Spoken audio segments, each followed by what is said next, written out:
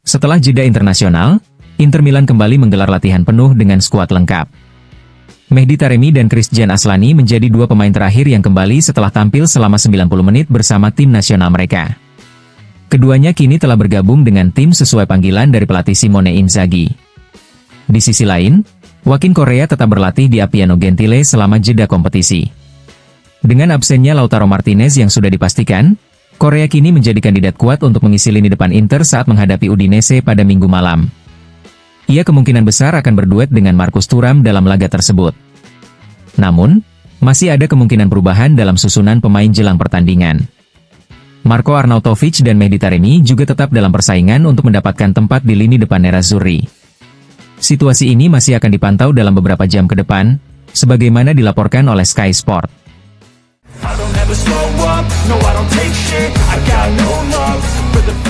Kontrak Wakin Korea bersama Inter Milan akan berakhir pada 30 Juni mendatang.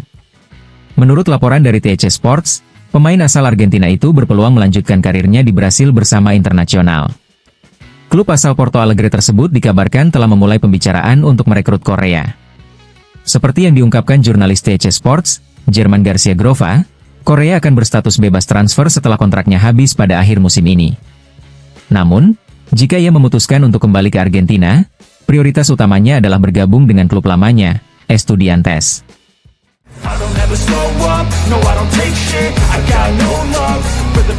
Inter Milan diprediksi akan mendapatkan pendapatan besar dari keikutsertaannya di Piala Dunia antar klub mendatang. Berdasarkan laporan La Gazzetta dello Sport, Nerazzurri berada di peringkat ke-7 dalam klasemen Eropa yang dihitung berdasarkan kriteria olahraga dan komersial. Mereka hanya kalah dari Real Madrid, Manchester City, Bayern Munchen, Paris Saint-Germain, Chelsea, dan Borussia Dortmund. Dengan posisi tersebut, Inter dijamin memperoleh minimal 24 juta euro. Jumlah ini lebih tinggi dibanding Juventus yang diperkirakan berada di peringkat ke-9 dengan pendapatan sekitar 18 hingga 20 juta euro. Namun, potensi pendapatan Inter bisa meningkat tergantung pada pencapaian mereka di turnamen. Tim yang berhasil lolos ke babak 16 besar akan mendapatkan tambahan 7 juta euro, perempat final 12,2 juta euro, semifinal 19,5 juta euro, dan final 27,9 juta euro. Klub yang memenangkan turnamen ini akan membawa pulang hadiah sebesar 37,2 juta euro. Sementara itu, klub dengan peringkat tertinggi di Eropa berpeluang meraih total pendapatan hingga 117 juta euro. Bagi Inter, hanya dengan melaju dari fase grup saja mereka sudah bisa mengamankan hadiah antara 30 hingga 35 juta euro, menjadikan partisipasi mereka di turnamen ini sebagai kesempatan besar untuk menambah pemasukan klub.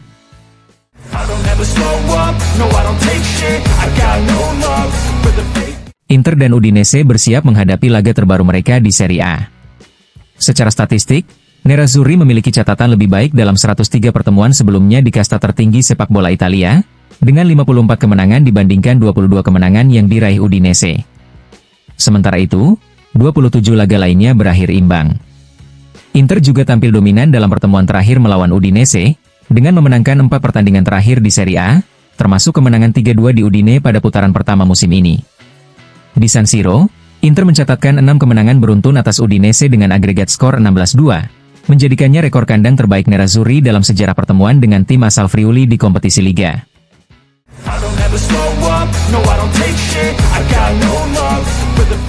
Dalam beberapa waktu terakhir, Hakan Çalhanoğlu kembali menemukan performa terbaiknya dengan kontribusi krusial bagi Inter dan tim nasional Turki. Sebelum jeda internasional, gelandang bernomor punggung 20 itu memberikan assist sempurna kepada Carlos Augusto yang membuka keunggulan Inter saat melawan Atalanta di Bergamo.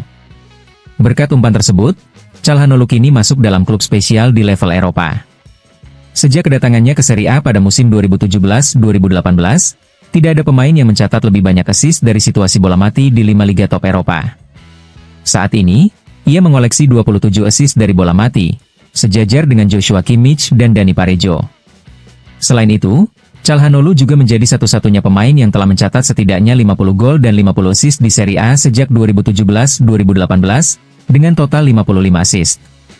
Laga berikutnya melawan Udinese bisa menjadi kesempatan emas bagi pemain asal Turki ini untuk kembali bersinar, mengingat ia telah mencetak 2 gol dan 1 assist dalam 3 pertemuan terakhir melawan tim asal Friuli tersebut.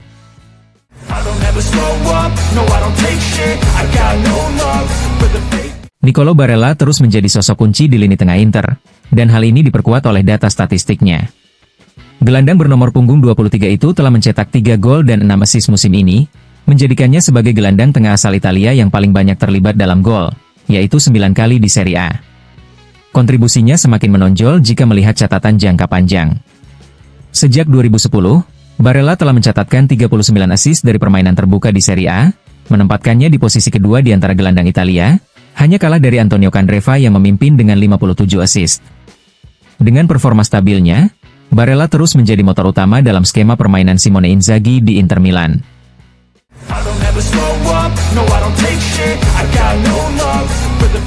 Dengan rata-rata penguasaan bola sebesar 59,7%, Inter menjadi tim dengan persentase penguasaan bola tertinggi di Serie A musim ini. Tidak hanya itu, pasukan Simone Inzaghi juga sangat mematikan dalam situasi bola mati, mencetak 20 gol dari skema bola mati, lebih banyak dari tim manapun di Serie A. Kolektivitas permainan Nerazzurri juga terlihat dari jumlah pencetak gol mereka musim ini. Sebanyak 17 pemain berbeda telah mencatatkan namanya di papan skor di Serie A. Lini serang Inter tampil luar biasa dengan catatan impresif di kandang. Mereka tengah menjalani rekor 36 laga kandang berturut-turut dengan mencetak gol di Serie A, rekor terbaik kedua dalam sejarah klub setelah rentetan 60 pertandingan antara Agustus 2005 dan Oktober 2008.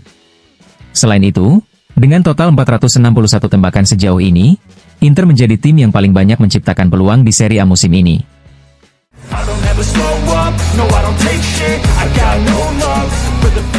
Al-Hilal siap melakukan segalanya demi mendapatkan Nicolo Barella. Menurut La Gazzetta dello Sport, juara bertahan Liga Arab Saudi itu berencana menawarkan kontrak mengejutkan selama 4 tahun dengan gaji sebesar 35 juta euro per musim kepada gelandang Inter itu. Namun, bahkan tawaran sebesar itu tak mampu menggoyahkan kecintaan Barella terhadap warna Nerazzurri. Ia hanya ingin bertahan di Inter. Al-Hilal berambisi mendatangkan bintang besar sebelum Piala Dunia antar klub, tetapi hingga kini belum ada tawaran resmi yang diajukan kepada Inter maupun Barella. Meski begitu, laporan dari Arab Saudi menyebutkan bahwa proses negosiasi resmi bisa dimulai pada musim semi mendatang. Saat ini, Barella sudah menjadi pemain Italia dengan bayaran tertinggi di Serie A, dengan gaji 6,5 juta euro per musim hingga 2029. Ia juga menjadi pemain dengan gaji tertinggi kedua di Inter, sejajar dengan Hakan Calhanoglu dan hanya kalah dari Lautaro Martinez. Jika menerima tawaran ini, ia bisa menjadi pemain Italia dengan bayaran tertinggi dalam sejarah. Namun, Barella tidak tertarik. Ia tak pernah tergoda oleh rayuan klub-klub besar Eropa dan kini juga tak ingin mendengar tawaran dari Arab Saudi. Di sisi lain, Inter juga tak memiliki niat untuk menjualnya. Klub tidak akan memasang harga, bahkan kepada tim kaya raya seperti Al-Hilal, yang biasanya terkenal gigih dalam negosiasi.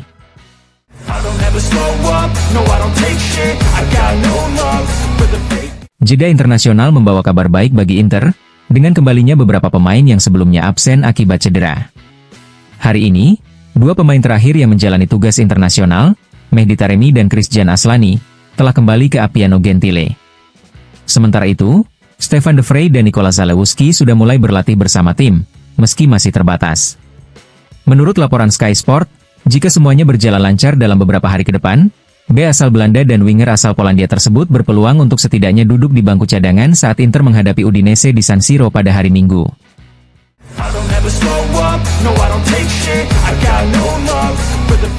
Akhir musim ini akan menjadi periode krusial bagi Inter Milan dan pelatih mereka, Simone Inzaghi.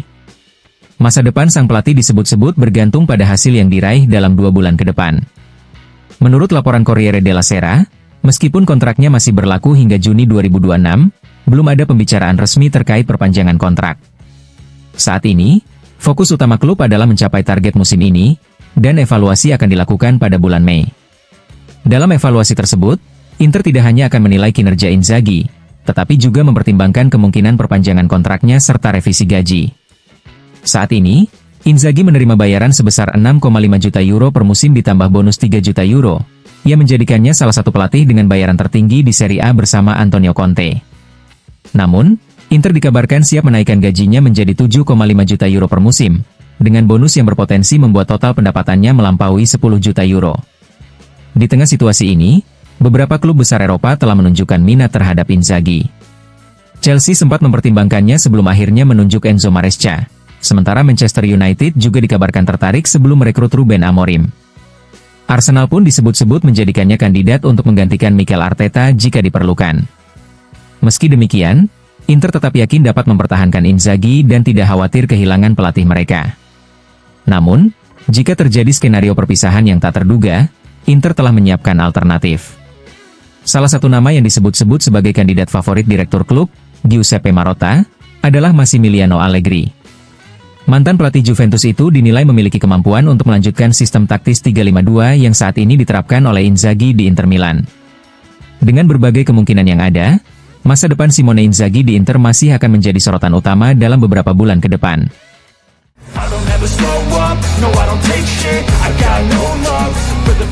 Alessandro Caligaris dikabarkan akan menandatangani perpanjangan kontrak dengan Inter Milan pada minggu depan. Menurut Tuttosport, kiper muda kelahiran 2005 itu akan terikat dengan Inter hingga 2029 dan diproyeksikan menjadi bagian dari tim U23 yang akan berlaga di Serie C musim depan. Caligaris sudah beberapa kali masuk dalam daftar pemain cadangan tim utama musim ini, terutama saat Yann Sommer dan Raffaele Di Gennaro mengalami cedera, dan perpanjangan kontrak ini juga menegaskan kepercayaan Inter terhadap potensi sang penjaga gawang.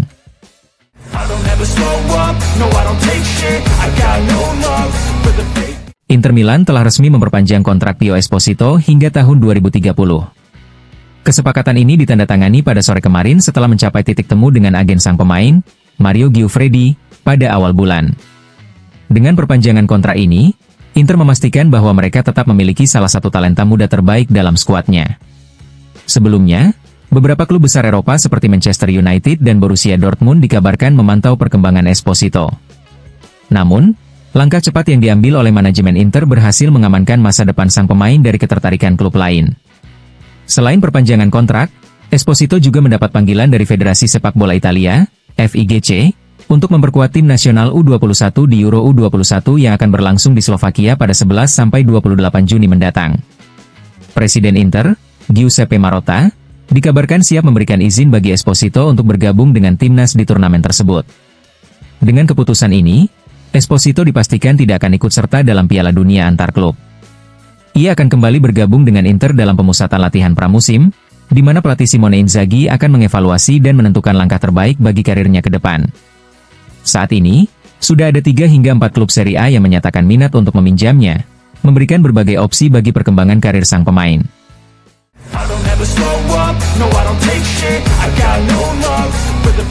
Paolo Nicolato, yang saat ini menjabat sebagai pelatih tim nasional Latvia, memberikan pandangannya terkait kemungkinan Giacomo Raspadori bergabung dengan Inter Milan.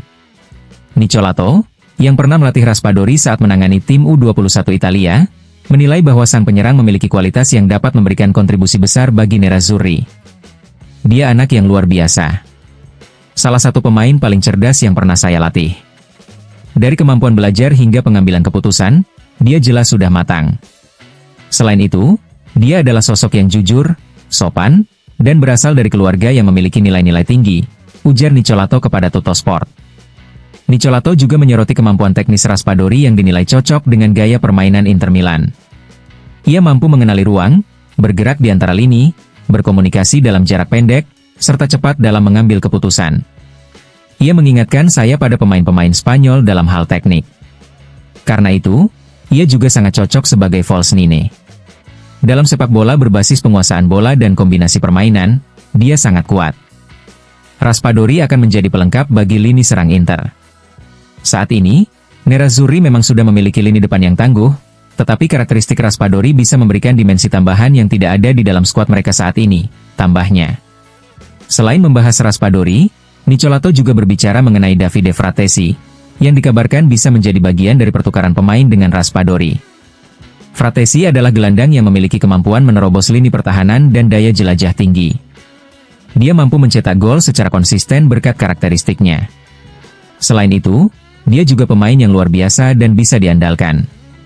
Anda bisa yakin bahwa dia selalu memberikan 100%, ungkap Nicolato. Terkait kemungkinan pertukaran Raspadori dan Fratesi, Nicolato menilai bahwa hal tersebut bisa menjadi keputusan yang cerdas bagi kedua klub. Mereka masih muda dan memiliki banyak tahun ke depan. Dengan mentalitas, pendidikan, dan nilai-nilai yang mereka miliki, mereka selalu akan berkembang karena mereka selalu memberikan usaha maksimal, pungkasnya.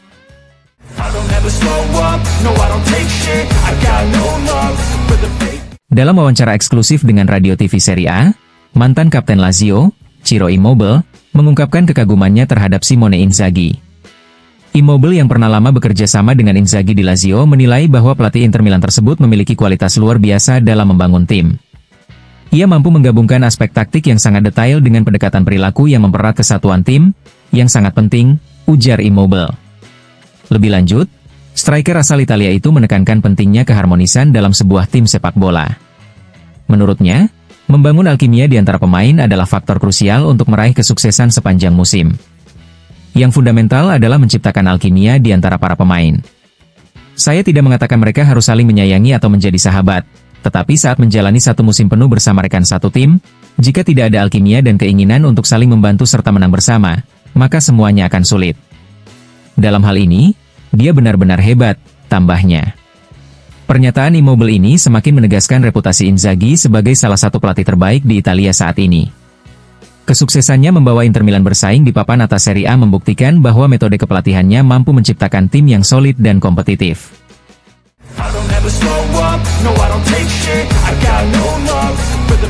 Dalam wawancaranya dengan La Repubblica, David De Gea mengungkapkan kegembiraannya atas kesempatan bermain di Serie A. Ia memuji gaya hidup di Italia serta perbedaan kompetitif antara Liga Italia dan Inggris. Saya sangat menyukai Italia. Gaya hidupnya, bahasanya, iklimnya, makanannya. Serie A memang lebih lambat, tetapi ada lebih banyak taktik dan strategi dibandingkan Premier League, di mana intensitas dan ritme jauh lebih menentukan, ujar De Gea. Mengenai peran kiper dalam sepak bola modern, De Gea menilai aspek permainan dengan kaki seringkali mendapat perhatian berlebihan. Soal permainan dengan kaki, saya pikir terlalu banyak perhatian diberikan pada aspek ini. Memang penting, tentu, tetapi yang utama adalah kiper harus bagus dengan tangannya. Dan secara mental, itulah keunggulan utama saya, jelasnya.